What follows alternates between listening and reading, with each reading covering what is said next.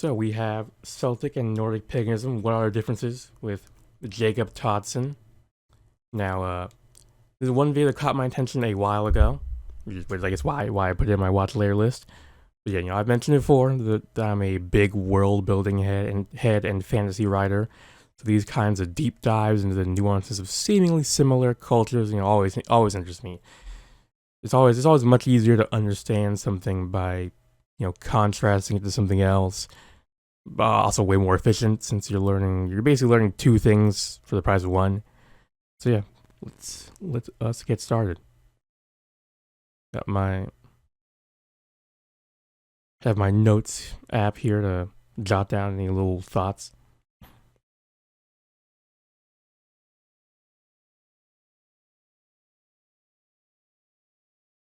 Good on you, man.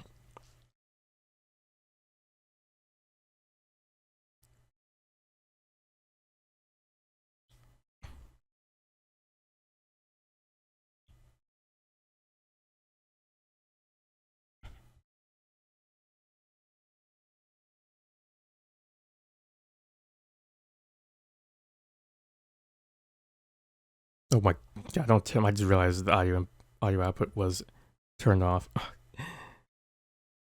Anyway, we'll go back. I don't feel like going through my spiel again, so we'll just. I think it's a nice thing is I can just in editing I can cut that out. Anyway. Hello, my name is Jacob Toddson. I recently sold nearly everything I own to travel Northern Europe in order to understand more about the ancient religions of the past. And today, I'm in Scotland to discuss the differences between Celtic and Nordic paganism.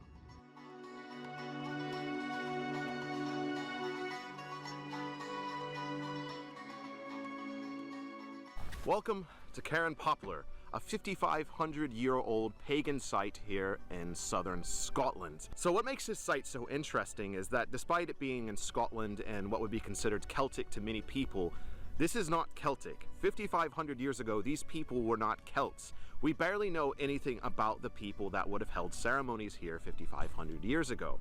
And that's one of the precursors we have to have before we discuss too much into the difference between Celtic and Nordic, is defining what this actually means. So when we're talking about the Celtic, we're talking about a very large area of Central, Western, and Northern Europe, and a very large group of people that existed for hundreds of years in various tribes and traditions.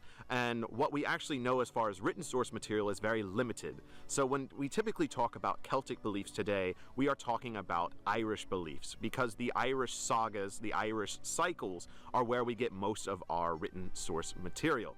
And so most Celtic deities that are known today, at least in prominence, are Irish deities. With that, there is also the Mabinogion in the Welsh belief system, and then there's also the writings of Julius Caesar with the Gauls. And then, of course, we're left with a scattering of information from all around Central Europe when it comes to artifacts and sacred places of the past. But again, these can only give us so much information because, once again, this behind me here is not Celtic. It's a proto-Celtic. It's the people that existed here in Scotland before the Celts came.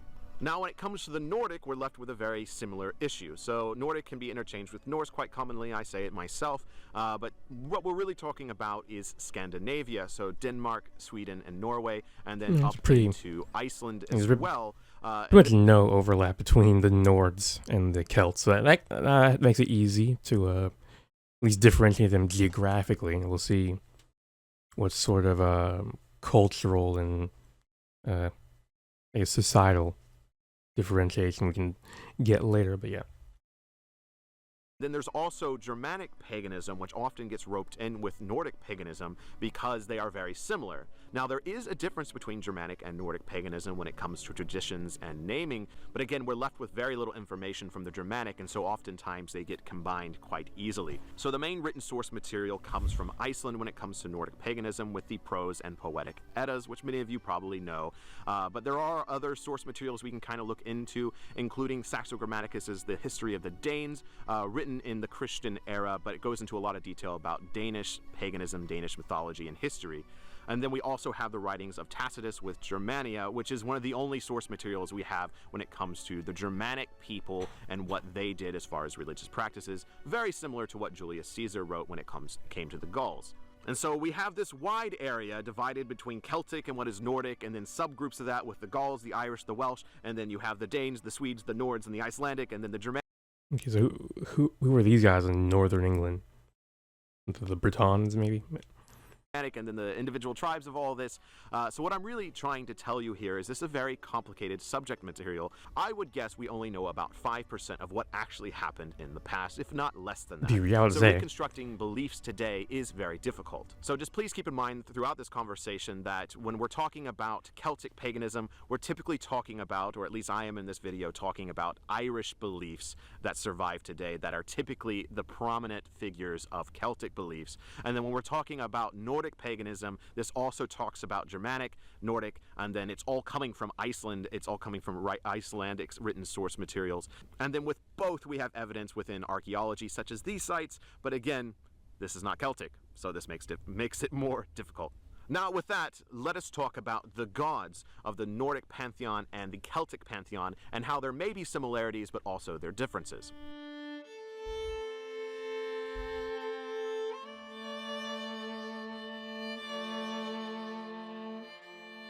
So when comparing and contrasting the differences and similarities between the Celtic, Irish, and the Nordic deities, it's kind of interesting because at first you might be inclined to say that some of the deities are very similar. When we look at gods such as the Dagda and Odin, they are very similar. They have similar aspects. They're both wandering, gray-bearded old men who have many children with many different beings and are part of a lot of different stories. They're both associated with magic. The Dagda is associated with druidry, whereas Odin's associated with Seidr and rune work.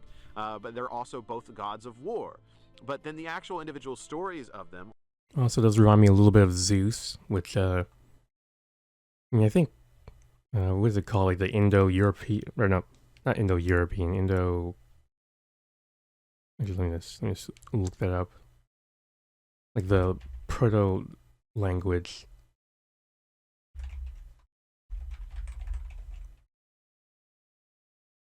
Okay, I think it is Indo-European. Yeah, Proto-Indo-European language, also abbreviated as Pi, had a lot of like the basics of like world religion, at least old world religion, kind of borrow or just wholesale inherit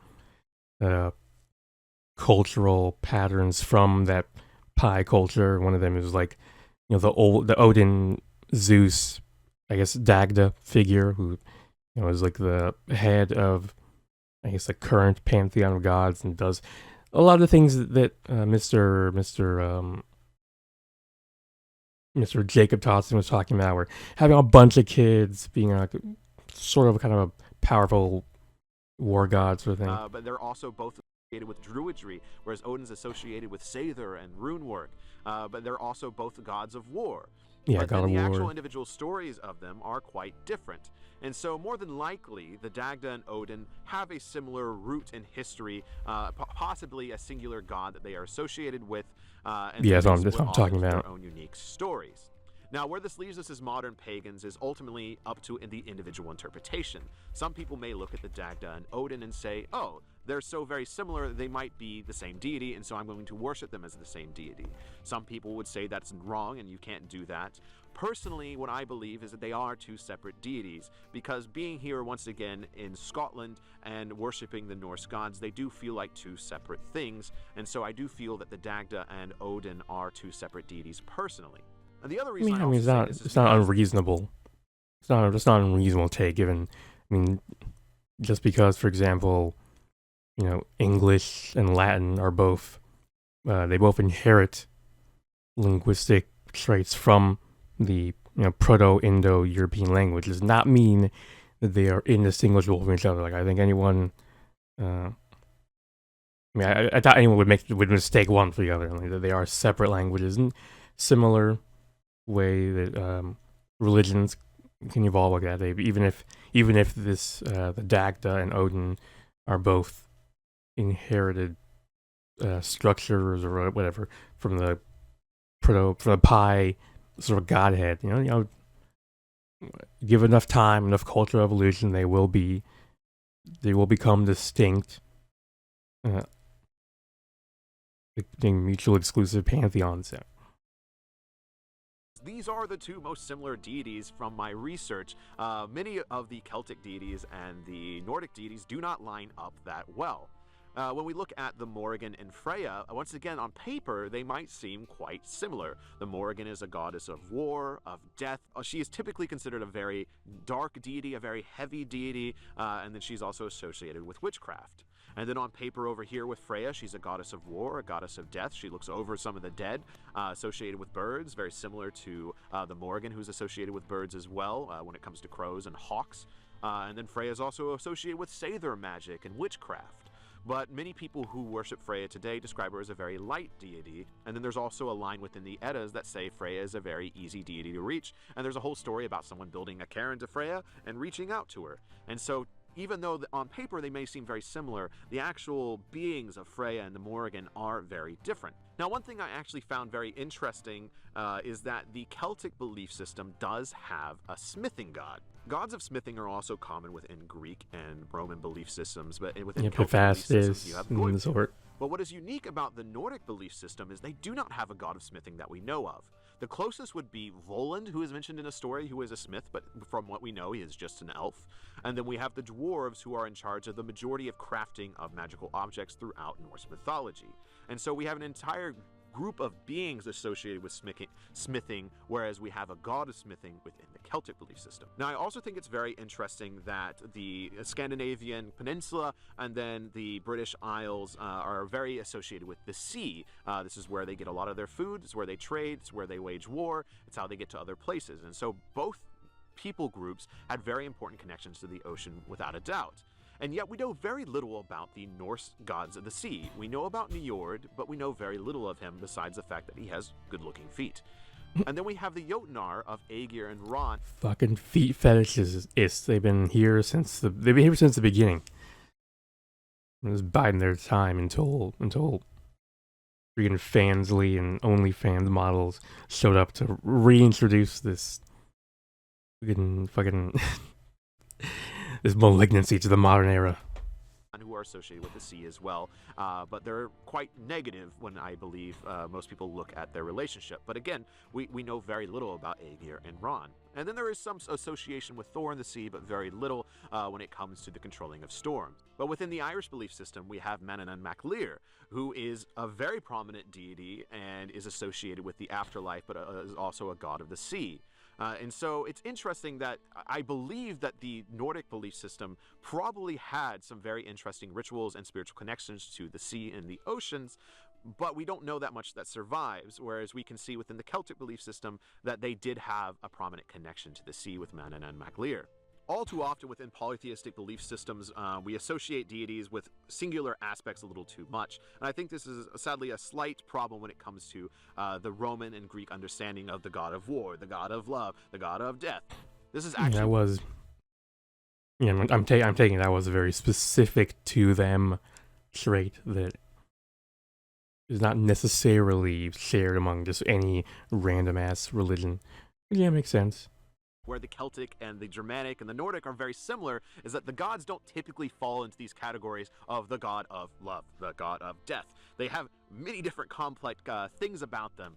Let's look at the Celtic goddess Brige, or Brigid, one of the most prominent deities that survive today, and she's associated with new life, with spring, with fire rituals, with healing and magic, and is the primary deity of Ireland as she survives within St. Brigid and still has a holy day, and is the chief goddess of the celebration of Imbolc. And then we have Frigg within the Norse belief system, who is a mother goddess. She is the wife of Odin, but then she has her handmaidens, which have so many different aspects. And then we have the actual story of her sitting on Hilandskjolf, the throne of Odin, and her and Odin making a bet about two different boys on Midgard, and her winning the bet and being quite cheeky with Odin. And so she's a very complex character, just as Brigid is, or Brige. And so, you know, they're not just goddesses of one thing. The deities don't just have one component within Celtic and Nordic belief systems. But I could sit here all day and compare and contrast the various different deities that exist. Ultimately, what I'm trying to say is that the Celtic and the Nordic deities really aren't the same. While they may have commonalities between them, and it's up to you to determine how far you take that belief when it comes to deities such as the Dagda and Odin, ultimately they are very different, and they come with very different traditions and stories and values as well. So I hope that all makes sense. This was a very hard section to film because I thought about just giving you a list of the Irish deities, giving you a list of the Nordic deities. I mean, like, these all kind of make sense, Yeah. but I don't know how much that actually helps you. So I figured this conversation around the similarities and differences of the two pantheons may be a little bit more helpful. Let's take a wee break in the middle of this video simply to say, if you're enjoying it, please make sure you like and subscribe and all that good YouTuber stuff. Of course. But also, if you want to support this channel even further to ensure I can continue to come to places like this, to discuss topics like this with all of you, please think about supporting me on Patreon. Because this video did actually cost quite a money to make, simply for renting the car and doing all of this in one day, all the expenses around that. I've traveled all across this area. So if you do want to support me and the creation of this content, truly I would not be able to do it without the amazing people on Patreon. Otherwise, I have also written a book recently called A Yule Story, and I'm also working on the sequel right now called A Midsummer's Tale. So you can pick up A Yule Story right now on Amazon, and A Midsummer's Tale coming out very soon. Before we leave the Cairn Poplar, I do want to talk about holy places as well, because they're actually very similar to both the Celtic and the Nordic. Now again, we have to talk about the complicatedness of the fact that this site is not Celtic, but it was used by the Celtic people, because it's been used from, from 5,500 years ago. This site has been used for religious purposes, both by people 5,500 years ago, by the Celtic people. People added the burial chamber here later on, and then Christians even added graves here as well. So this site has been seen as sacred. And this is very similar to the Nordic and Germanic as well, as holy places have been transformed from sacred groves and healing wells into sacred sites for Christianity and Catholicism. And so while a lot of the original sacred sites have changed names, typically they have pagan origins, and oftentimes it's just a little harder to find them, such as Arthur's Seat here in Edinburgh. It has Catholic reasons of why it's sacred, but those ultimately come from pagan reasons as well. And I experienced this in Germany as well as Denmark, as they're like, oh, this is Saint so-and-so's place, but more than likely it was a sacred grove to some pagan deity back in the day. So this That is how one of the big ways that Christianity spread in the whole, just in general, they love doing that Borg style, assimilating other cultures, religious practices, and figures and deities into their own. There was a famous example in the Americas with using the Virgin Mary as various mother goddesses sort of things, and via that, Christianity was able to spread pretty effectively throughout a lot of Mesoamerica. similarities between Celtic and Germanic and Nordic are definitely within sacred groves, stone circles, and sacred sites, such as the one here at Cairn Poplar. Now with that, we do have some evidence of an interior temple holy place of Sweden and Uppsala, so there possibly were more structured buildings within the Nordic, but these came quite later from what we know. And while there are some more elaborate buildings within the Celtic world, again, it's hard to say how much it was actually used by the Celtic people, but ultimately it seems that the wooden temple was more of a late addition to the Nordic belief system, whereas here I don't think it ever really picked up. Maybe that's just because the Celtic belief system disappeared earlier than the Nordic. But the thing to take away, sacred groves, stone circles, sacred places, Celtic and Nordic both believed they were powerful and had purposes within their beliefs.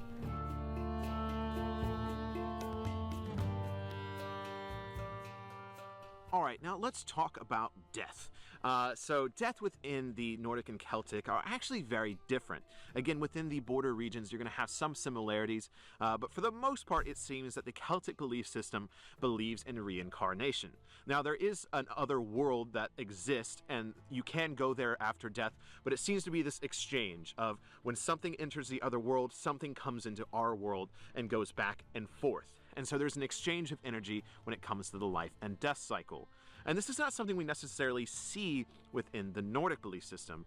Within Norse belief, we have the concepts of the halls of the gods. Now, to what extent this is again up to personal interpretation. And so the primary hall, of course, is Valhalla, which many people know about, the Hall of the Slain.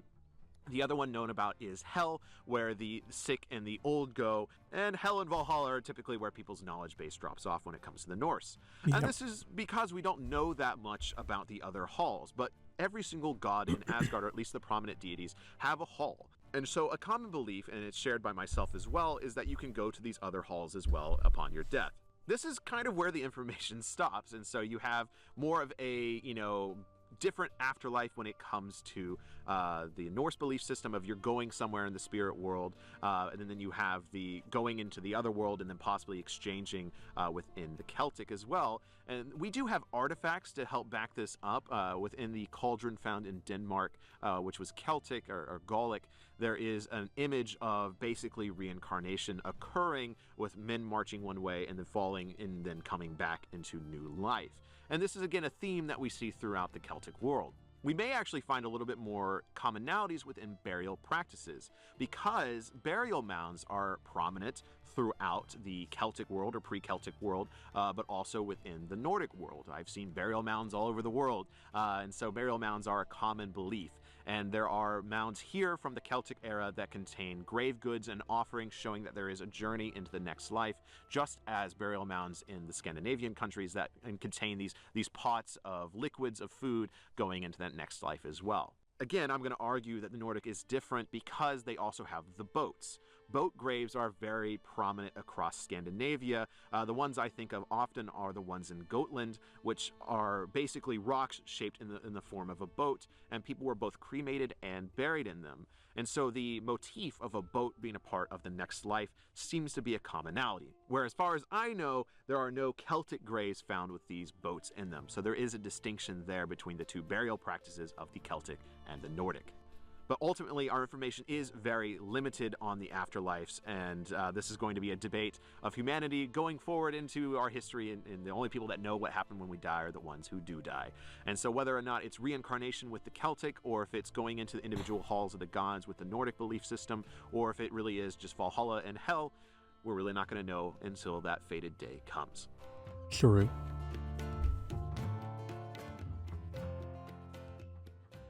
Before I leave, you can see the ring around here.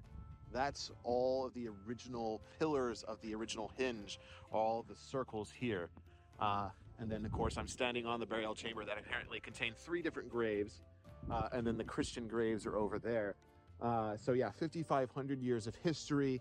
They very much believe this was a very sacred gathering spot, they specifically said, for rituals of the past. Absolutely love that. And I realize I've been saying Karen Poplar this whole time. It's not Lur, it's Karen Popple, so I apologize for that. But such a beautiful place to experience Scotland and the spirits that exist here still to this day. All right, now on to our next location.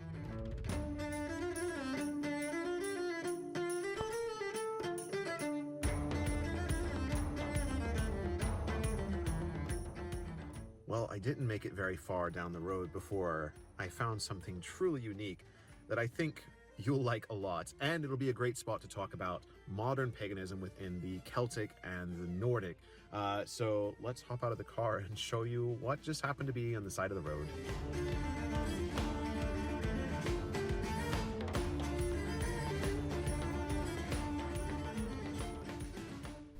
Seriously, can you believe this right here? It's just a stone circle on the side of the road. Right. Now, I will say, I'm pretty sure This is a random patch of 1,000-year-old history. it's a modern recreation. Okay, there's never no mind. signage or anything like that. And Spoke too there soon. is a modern grave here in the dead center. I mean, whoever was here was definitely a pagan enthusiast, or probably a pagan, as there is an altar stone right here. Someone buried in the center of a stone circle that's been made.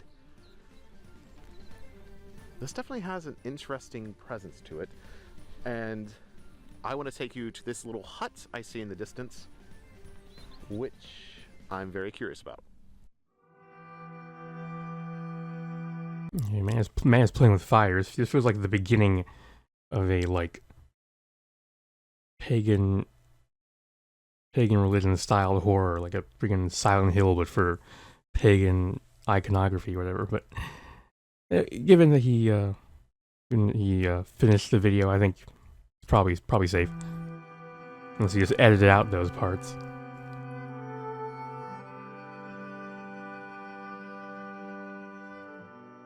I don't know what in the world's going on here, but I think we can confirm pagan activity for sure, because you literally have like a altar plate in here, and I looked it up. This place is called Persephone's Temple. Like, it's this spot right here.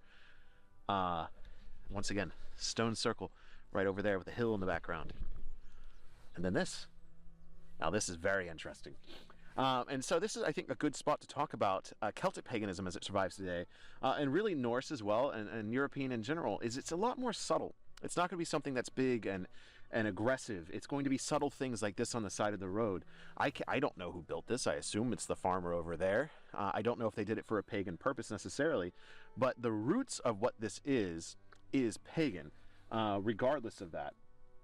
So it's just steeped in tradition and in history of the land here, and that's true in my time in Denmark and Germany as well, of a lot of people who practice traditions that I would argue are pagan traditions, that just do them a part of their everyday life. And I find that in Europe, Celtic and Nordic and Germanic paganism are more just part of everyday life for the people who practice it, whereas in the States, where these revivals are happening, it's a little bit more aggressive, it's a little bit more different, and you know, I'm starting to recognize that. I think Yeah, that makes sense. That's how those things tend to go when there's a word for it, actually. I think, let's see if I can find it. Also, I don't know how I would look for it, but it's this thing that will happen where religious converts, or like say you have a home place where the religion was like started and developed, and then people sort of migrate to some new location or nation, whatever. The migrants are almost always going to be way more religiously extreme than their like native counterparts. I mean, you need to look no further than what happened when European Christians came over to America, and they tend to be way more extreme about it than the American Christians tend to be way more extreme about it than their European counterparts. Who were usually a lot more chill in comparison, a lot more, as you said, kind of just everydayness to it. the biggest takeaway I've had from experiencing both modern Nordic paganism and modern Celtic paganism is everything comes down to mutual respect, because everyone's practice is going to be different because of how scattered our information is from the past. And so everyone's going to practice a little differently. And so no matter what, as long as there's mutual respect among practitioners of Celtic or Nordic, I think that is what is most important. And understanding that in North America it is different than it is here in Europe. I like how it is here in Europe. It's more subtle at times. It's more in things like this than necessarily, big explosive things. Whereas in the States, we're still trying to figure things out, I would argue, because everyone in the States has such a muddled ancestry. We're all 10% of something, and, we're all just trying to figure out our roots and try to figure out ancient traditions. And I think we're still figuring that out. We're in our baby steps. We're having to learn again in a different land after hundreds of years of not doing it. Whereas people here, most people that still do it have been doing it for hundreds of years. So yeah, it's in a very strange spot. But ultimately, as I like to say, is that I think paganism ultimately is quite simple. It's about connecting with nature. It's about connecting with the deities that you follow and venerate. It's about celebrating the holidays. And those are going to be different for Celtic and Nordic, and so that might change depending on what you believe in. But ultimately, it's about the simplicity of life. It's about connecting to the nature. These were agricultural-based religions, and so returning to that, I think, is what a lot of people seek. And so whether or not that is Celtic or Nordic to you, I think you'll be quite happy in the simplicity in life you'll find honoring the old ways, no matter where you find them.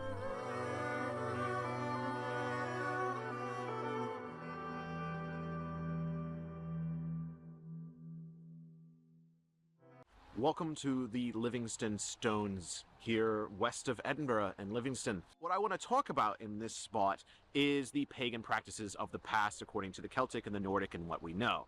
So, like much of the information here, it's very scattered of what we actually know about historical practices, and the reconstructed forms of these practices today are very similar when it comes to the Nordic and the Celtic, but there's going to be some nuances. The main difference that we know historically between the Celtic and the Nordic are the Druids. So Druids, if you don't know, are essentially the priest class, the leadership class of the Celtic world, and at one point they had a network spanning the entire Celtic region, and the problem with the Druids is they didn't write anything down, they did everything orally, but they were the spiritual leaders of society and even the political leaders, military leaders, and that's one of the reasons why the Romans sought to destroy them, and that is often considered the end of the Celtic pagan era, I think, is when the Romans destroyed the final Druids and killed them all off.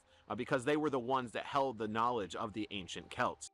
Now, when we actually talk about the Nordic, we don't know that much about their religious leaders. We do know that the Germanic people really saw spiritual power within women, and that women could connect to spirituality, but also to the gods, and could even divine prophecy of the future. And this is confirmed by the fact that we have the Norns weaving fate, carving fate, that we have vulva is one of the only surviving ideas we have of these ancient traditions, ancient leaders, and so vulva and Sather magic is something that is still practiced somewhat today, but just like the Druids, we really don't know that much information. Now, Wait, when he says vulva magic, I mean, is it? I mean, for those who don't know what the vulva is, it's just like, the external female genitalia. It's I mean, I wouldn't be surprised if, an ancient pagan religion had more permissive ideas about that sort of thing. I'm just interested in knowing more about it. I guess I will add that to things to look into. What did he call it? that is still practiced. These ancient traditions, ancient leaders, and so vulva and Sather magic is something that is still practiced somewhat today, but just like the Druids, we really don't know that much information. Now, when it comes down to the actual rituals themselves, this is where we really don't know that much. We do know that the Celts and the Nordic people both divine things from nature. We know the Druids would go to oak trees and look for signs from the gods. They'll look for signs in nature with birds flying by or the weather changing. And we see the same thing with the Germanic people and even into the Slavic people. Weather changing, animals coming during offerings or coming during rituals were seen as a good sign. And a lot of pagan tribes across Europe, even outside of the Celtic and the Nordic, they were very superstitious. If something was an ill omen, they would be like, nope, we're not doing this. So they really listened to omens, they really listened to signs from nature. So that's definitely a commonality that we see.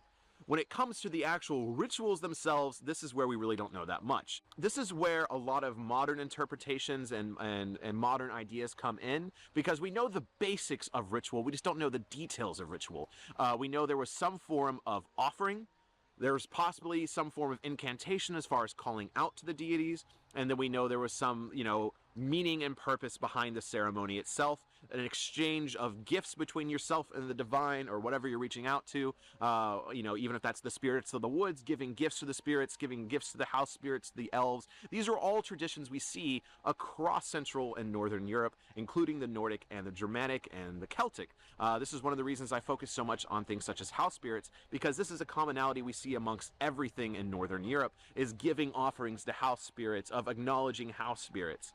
And so we may not know the full details of honoring the gods within the Celtic or Nordic world, but this exchanging of gifts seems to be very universal among the two. Now, another key difference when it comes to the actual veneration of deities or the celebration of a religion is the holidays that they celebrate.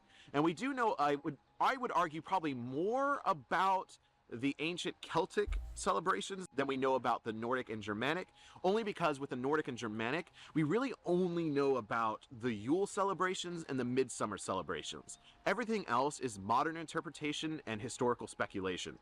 So we have a lot of references to Yule. We have some ideas of what Yule celebration and Yule feast was like. We know about the swearing of oaths on hams. And then modern Midsummer, as it exists today in Sweden, it's the most popular holiday in Sweden still to this day. And a lot of the traditions that are done during Swedish Midsummer now are the same traditions that were done in the past.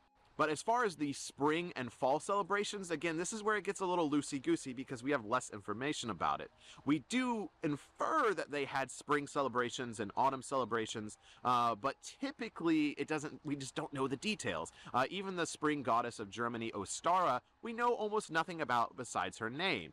So we can say, oh, Ostara is the goddess of spring, but as far as the celebrations around spring, we really don't know that much. Now, as far as the Celtic, we know about the fire festivals. We know about Imbolc, we know about Beltane, we know about Lunasa, and we know about Samhain. Some of the details are a little foggy on these, but for the most part, we know a lot of details about them as they were celebrated for hundreds of years after the pagan era ended. Beltane probably being the most known because Beltane continued to be celebrated until really the 1950s in popularity. It took a break and now it's even coming back. So the Beltane traditions of having two bonfires, you would lead the cattle around to have the smoke and the sacredness, and then you would have dancing. There's things about, you know, healing and making prayers and wishes at healing well for the next year. So there's a really rich history around Beltane still to this day. And again, that's just not something we necessarily get the details of a lot of the celebrations within the Nordic. Now, the actual dates of these may be a little bit different than you expected because a lot of people know the holidays by the Wiccan Wheel of the Year. Now, while some of these are correct, they're not exactly the same. And this is a subject I've been kind of talking about for a long time. Just know that the Wiccan Wheel of the Year is used by a lot of people. Wicca is very popular. However, as far as historical reconstruction, it's not quite right, specifically with like the Yule celebration, because Yule technically historically was based on the lunar calendar, and so it wouldn't be on the solstice, it would be on the full moon after the solstice, or the final full moon of the year, and so it's not going to quite fall on the solstices and equinoxes. Having said that, many modern pagans choose to celebrate on the solstices and equinoxes because the ancient pagans did this as well. And so, again, maybe not be a Celtic site. Stonehenge is not a Celtic site, but oftentimes they align with the solstices and equinoxes. And so we're kind of skipping over a little bit, but we're saying, hey, Right. the ancient people recognize the solstices and equinoxes. So a lot We're of going people back to basics, ignoring the sequels. They weren't as good as the original. modern pagans today, Celtic and Nordic alike, choose to celebrate the holidays on the solstices and equinoxes. So I just threw a lot of information at you. Again, simplicity is key in my opinion. Really, we look at the commonalities here, and there are commonalities of religious practice, at least what survives from the ancient past. Get together around a seasonal change, celebrate the gods of that season, give them gifts, make prayers and offerings for the coming year, make dedications to the next year, for the next cycle, and celebrate. You know, with winter, it's going to be more about coming in. Spring, it's going to be more about coming out. Summer, it's going to be more about celebrating the work you've done, taking a break from working in the fields or in the office, and then fall is going to be celebrating the hard work and the festivities and all this stuff, but also the veneration of the dead. Hopefully you've been able to tell. I can't give you everything about Celtic and Nordic paganism in this video, but I hope that I've been able to bring together at least an idea of their similarities and differences. And again, I would argue that the deities are quite different, a lot of the traditions are quite different, but there's some things at the core of what paganism is that really bring them together.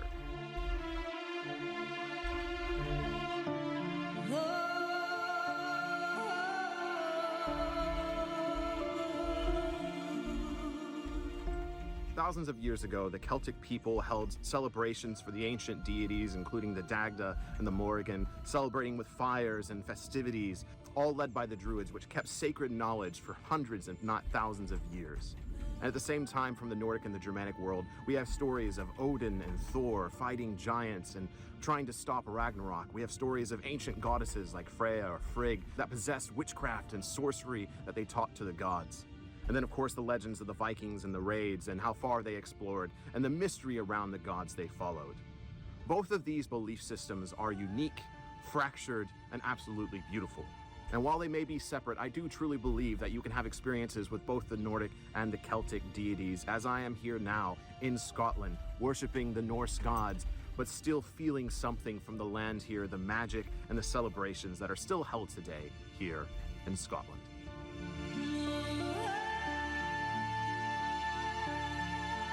All right.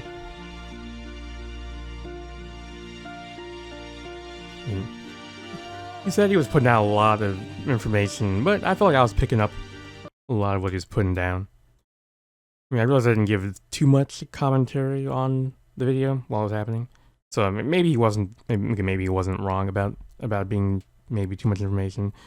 But I did get some interesting stuff to research from this, notably the vulva sather thing. Yeah. For those who don't, for those who don't know, I'm an adult artist, as in I'm focused on making primarily adult art.